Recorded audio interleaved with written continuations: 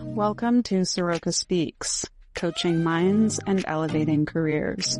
We're so happy to have you here. We hope that you enjoy this episode and that it supports you to put your potential in motion.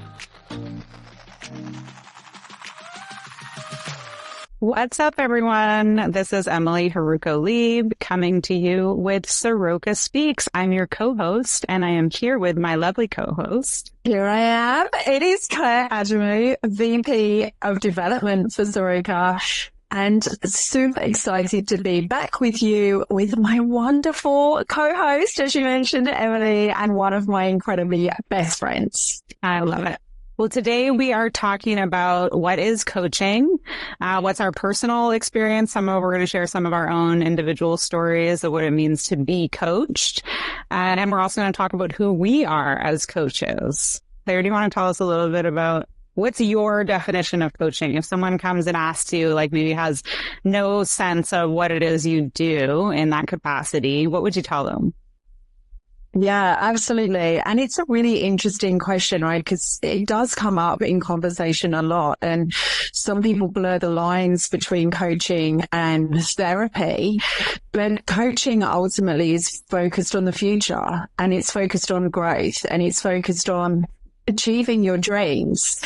And I absolutely love it. I love focusing on growth and what can be achieved when you really put your mind to it and when you're really determined to build a life or a career of your dreams. And for me, that is absolutely how I define coaching to anybody that will ask me. How about you, Em? Oh, I do really love this question, and I think it's important to educate people on what coaching is and what it isn't. So I resonate 100% with, coaching is really about creating the future. And I say that, it's not that the past doesn't come into coaching. Of course it does. It's, this is where our habits came from and our belief systems and our relationship with ourselves and our relationship with others. Like all of that stuff, the context is often based in the past, right? So the distinction for me is when the past shows up in the present as a barrier to creating the future, as opposed to the past showing up to the present as a fact or an experience that you're taking into the future. It's not a barrier to creating the future. If the past is a barrier to creating the future, so you have, some forgiveness to do or some grudge to let go of or some behavior to correct, if you're unable to address those things in creating the future, that's usually where I say like the other proponents for that kind of support is therapy and psychotherapy and psychiatry and counseling and all of those things, including coaching, are nuanced. And so, I can be a little militant sometimes with my definition around things. And I would say that what I do is like coaching that bleeds also into consulting, right? Because coaching is very much about holding space for other people to arrive. In addition to creating the future, is about other people being able to arrive at their decisions, and their choices. And sometimes consulting is a little bit more advising people what they might want to do, right? And sometimes I do bleed into that, and I'm very clear about, that the relationship when you enter in with me is often like a kind of a combination of those two things. And do we have permission to play with each other in that capacity, in that realm? If that's what they want, because sometimes people are like straight up like asking for advice, right? So yeah. So yeah, absolutely. And I think there sometimes is that blurred line, like you mentioned, and I know we'll talk about this in a little bit, is kind of how do you differentiate between the two and how do you handle those situations as a coach? But I think, you touched on some really valid points there. It's about how the past has determined who we are now at this moment in time. And it's looking at, no matter what things have happened to you in the past, what you've gone through, it's sometimes you have to work through that, right? Like we just touched on with the therapy or counseling or however people determine that. They have different definitions or people see them in slightly different ways. But it's once you're kind of in a place of, okay, I understand this is who I am and I understand why I show up like this. it's sometimes using that as like the fuel. I always put it like the rocket up your backside, you know, it's that fuel to go, well, watch me overcome all these things and watch me turn it around. It's not letting that hold you back anymore. And I think that's what's really important. It's really important to recognize that, understand that, and yeah, really use it as a driver to go, that may have been my past, that may have happened to me, that may have been who I was. It's not who I'm going to be. So watch me turn this around. And I really feel so passionate when I talk about that, or when I, you know, see other people go, yeah, that was what happened to me was bad, or I was in a bad place. Now I want to turn things around and, you know, help me achieve things that in the past I thought I couldn't. And I think that's really important as well. Well, that's a beautiful segue to like your personal experience of coaching. So, you know, tell us a little bit about like what it's been like for you to be coached, right? And to maybe support the development or the growth of some of those, you know, the milestones that occur and the breakthroughs that are necessary for you to, you know, live into who you're becoming versus being determined by who you were. What's your like journey or story there? Excuse me. Absolutely. And so for me, some of my biggest learnings actually came whilst I was training to be a coach. And it was a lot of training. You know, I did 2.5 years of schooling to train to where I am now. And every week I would show up and it just brought so many things up for me from the past that I just had not worked through. And, you know, I would show up some days and be super emotional and, you know, not want to go to therapy and not want to really talk about it, but just couldn't process it because something had triggered me. And it was a massive learning curve for me. And actually it was the first time that I realized, or that I accepted, that I did need to talk about my past. And so I did go and get some therapy off the back of training to be a coach, because I just buried my feelings for such a long time. Or, you know, I would work through stuff, I don't know, in anger or however I would do it, or journaling, and never really fully kind of went down that rabbit hole. And once I realized I needed to in order to move forward, it was so powerful for me. And over the last few years, I have dipped in and out of having a coach. And recently, I don't know if I told you this, I actually, did I tell you that I've taken a new life coach? And even in the space of a few weeks, it's really changed my mindset, even to getting my butt back in the gym, which is not a professional growth or development, but it's a personal goal of mine that I used to be massive into the gym. And for various reasons throughout the year, I've found every reason not to get my bum back in the gym, even though every week I set that intention. And one of the biggest things that he said to me, which I never thought about, even being a trained coach, he said to me, you can't create more time, Claire. All you can create is the space within the time that you have. So within your day, there is only 24 hours. And so the space, you have to create space to allow yourself to go in the gym. And I'm like, oh my God, this isn't even revolutionary. But for me, it changed my mindset immediately. And I've been in the gym 3 times a week since I set that intention 3 weeks ago. And it's only 3 weeks and it's 6 weeks to form a habit, right? But for me, I was getting in there once a week. And even then I was turning up and I was, you know, moaning and whingy. And I am so happy, and it completely changed my mind. And so I really do. I love being a coach, but I also practice what I preach as well. And I take my own coaches when I feel the need to sort of level up my life or get a little bit more clarity.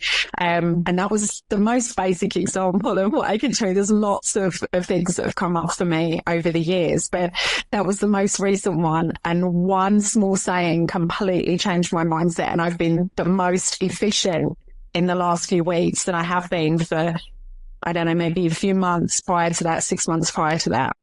I love it. It is the power of coaching, you know, and that, you know, coach's job is to support you with what you're committed to. And so where you come to those, you know, that relationship from that place is really, really powerful. I'll share a little story. And it's interesting because I actually was just in a client session this morning. And the individual and I were talking a little bit about how they've always kind of done what their parent, they would never like make a decision outside of like their parents' approval, and like considered what they should study and what schools they should go to. And, there was a time in this individual's life where they, were, 9 months into a new position. And they felt the inspiration and the call to take a job with the current company where they work, who's our client, right? Yeah. And so her parents told her, only 9 months into this new job, she's fairly new out of university, and they said, biggest mistake you'll make. Now she's 4 years into the company. She's seen them go IPO. I would imagine she's probably got some equity in that capacity. And I just asked her today, what do your parents say now? And she straight up said, they say, we were wrong. And it was the first time she said that she had ever noticed, like, that she had to think for herself. And that her parents are not always right, And so the flavor of this conversation, sort of led us down this path of what I really believe coaching has the ability to do is allow us to think for ourselves and allow us to cultivate the most powerful relationship with ourselves that we've ever experienced.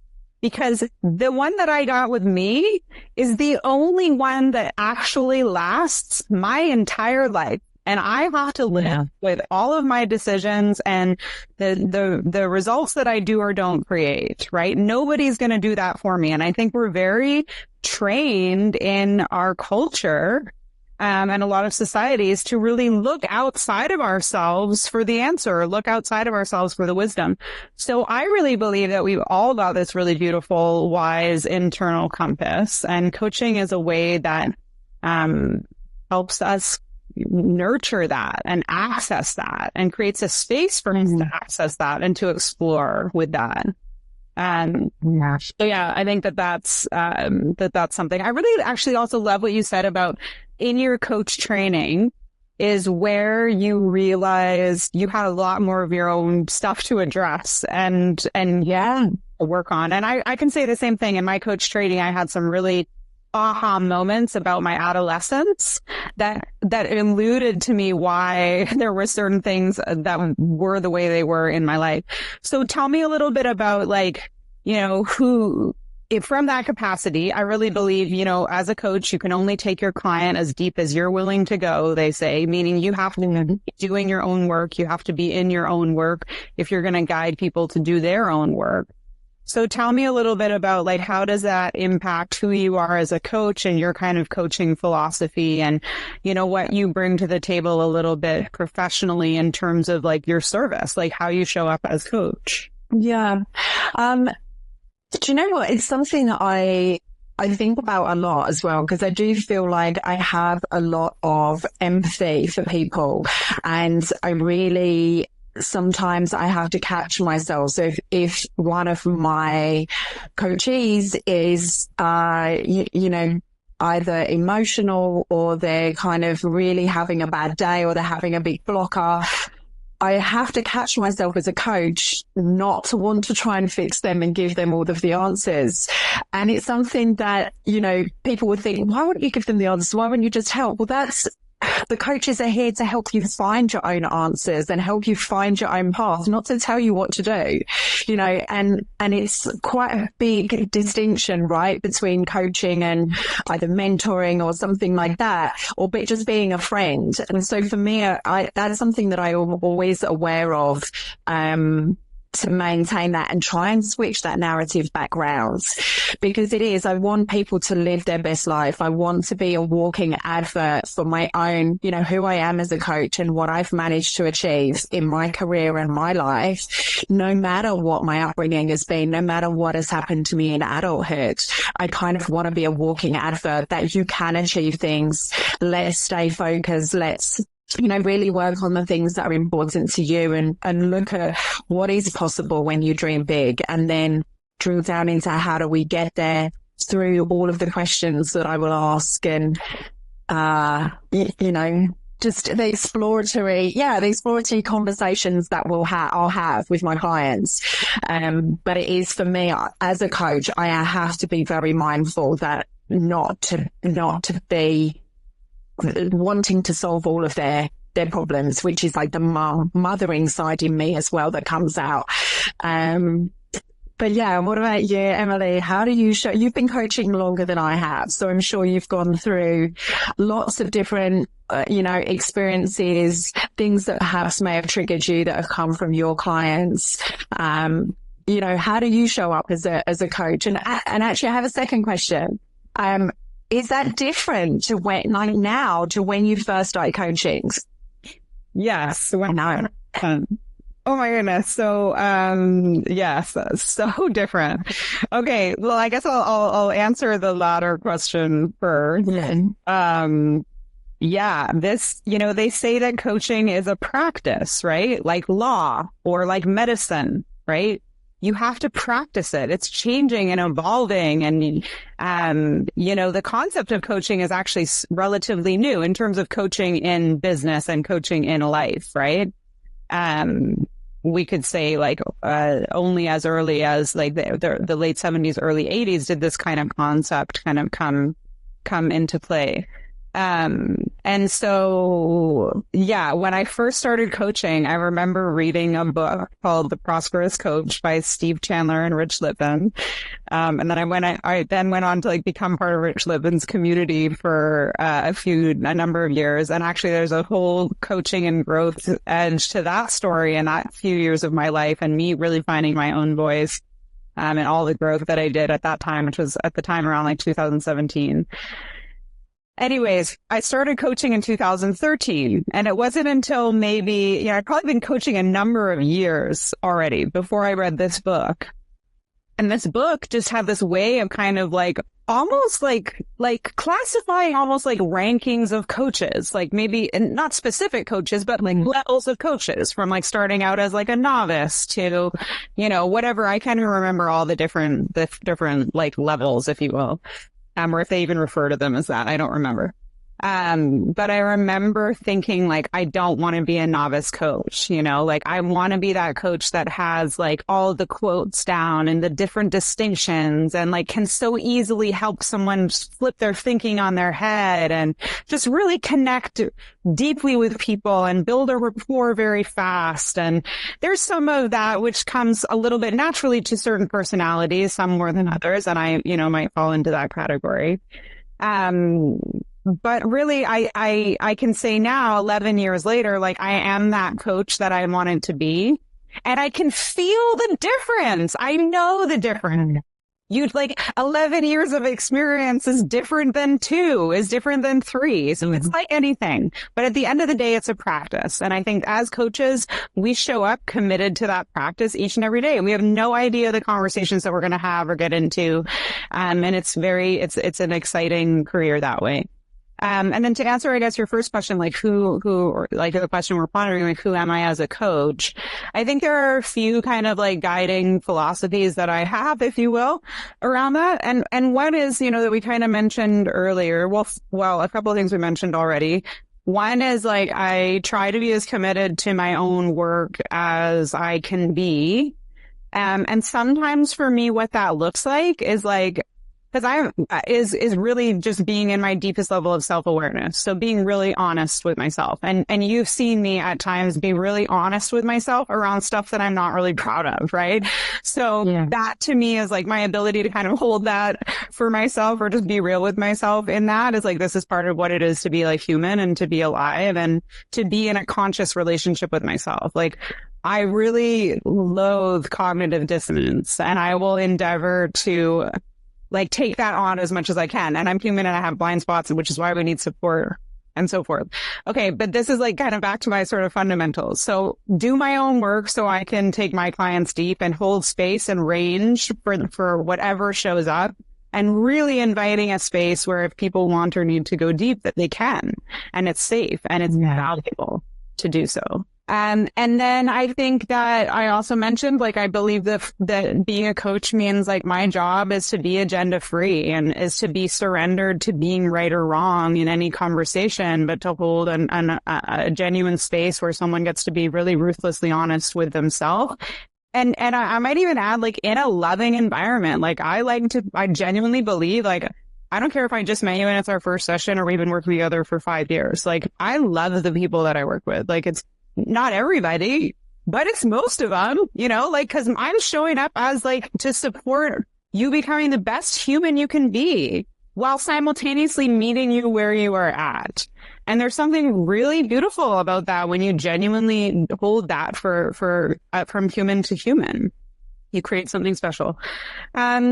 Yeah. And then I think, like, I don't know, part of, I think what makes me a great coach is like, I think I've got a lot of experience and distinctions in working with people and myself, like, around leadership and what leadership really is and means. And, you know, like, I can only speak from my own experience and the people that I've served, but there is, you know, something really beautiful about servant and transformational leadership and what really gets created in safe environments where that is present, and the innovation and the creativity and the camaraderie and the connection that happens. Like, this is what it means to be alive for me. This is what it means to work. Like, I don't know, like, I'm going to be working for the next few decades. Like, I want to do that in environments that light me up.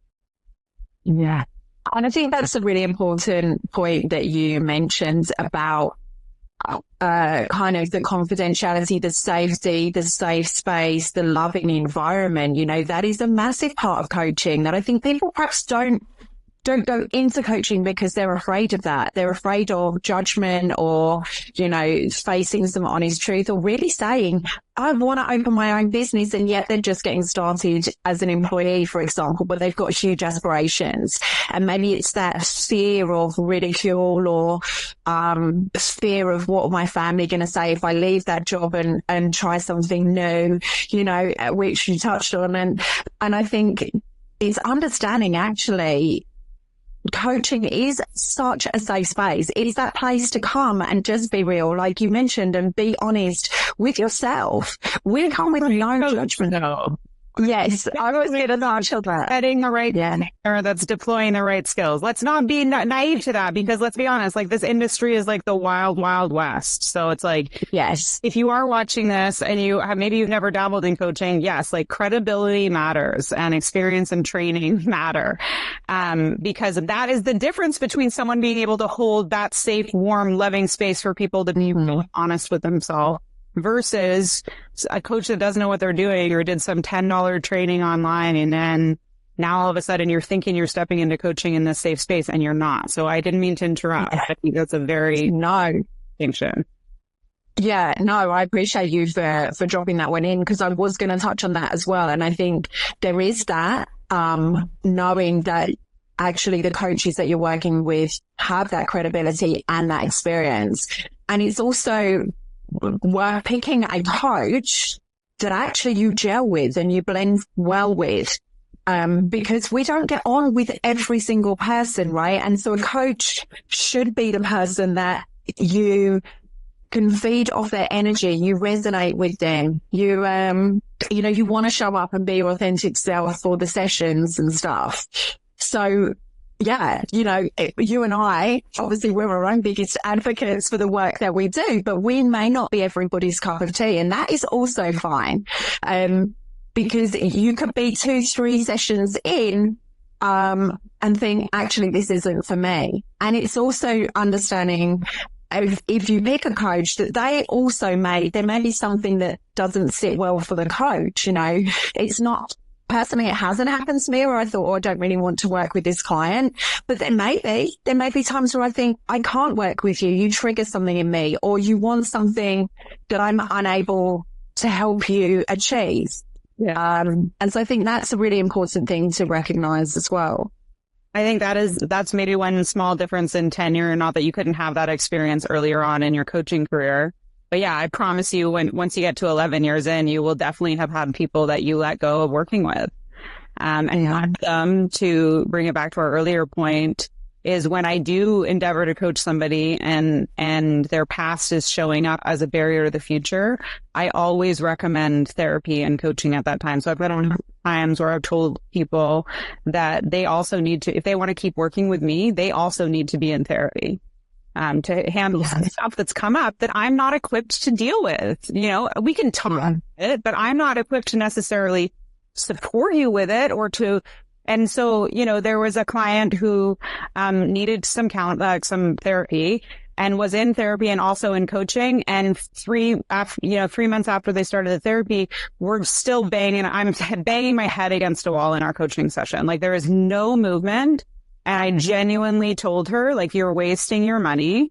And I don't know if I said it like that, but in layman's terms, this is not worth your investment. Like, we're not moving the needle to what I know is possible and like what feels good for me taking your money. Like, this is now no longer of service to you, like based on what I'm committed to, the service I'm committed to providing. And let me tell you, like, it had to get to that point where it was exhaustive, right? Like, I didn't make that decision lightly is what I want to say, you know, like it was a lot of contemplation and conversation. And this was the second round that I had worked with this woman. So there are times where, you know, I had another client who was self-harming, and that's one of my, you know, that's the only clause to confidentiality is harming yourself or somebody else. And so, you know, that I also had to, that was really early on. That was like one of my first coaching clients, and I had to seek advisory on that, right? Like I needed to go to them I was training with and working with and like, yo, this came up and I don't know what to do. And they obviously coached me and worked me through it. But yeah, you will have all kinds of those moments of contemplation and decision, which I think at the end of the day, the filter has to be what is of the highest level of service for the client. And I mean, that's hard for you. That's the choice that needs to be made. Yeah, absolutely.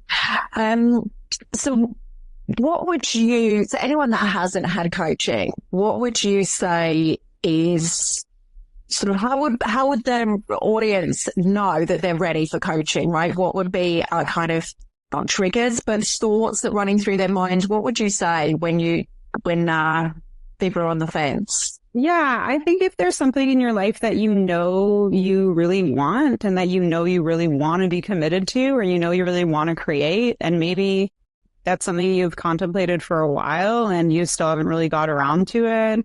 Or maybe, you know, there's like some ways in which you want to be resourceful in your own life or creating that space, like that you were talking about, space and time to fill in whatever it is that you're passionate about. And if you just notice that like you haven't been able to kind of do that on your own yet, you know, especially if it's something you've been thinking about for a while, chances are if you could do it on your own, you probably would have done that already. So coaching is a beautiful way to potentially step into creating a little bit more action, accountability, and understanding around maybe what's stopped you in the past. And then also just really creating a vision for the future that's so inspiring and compelling that it has you want to show up to the process. I love that. I think that's really useful. Thank you. Yeah, thank you so much. Well, this was fun. So thanks for listening, peoples. We hope that you will join us back here again soon. And we hope you got some value today. And thank you for joining us. Thank you so much. We'll talk to you guys soon. Ciao for now.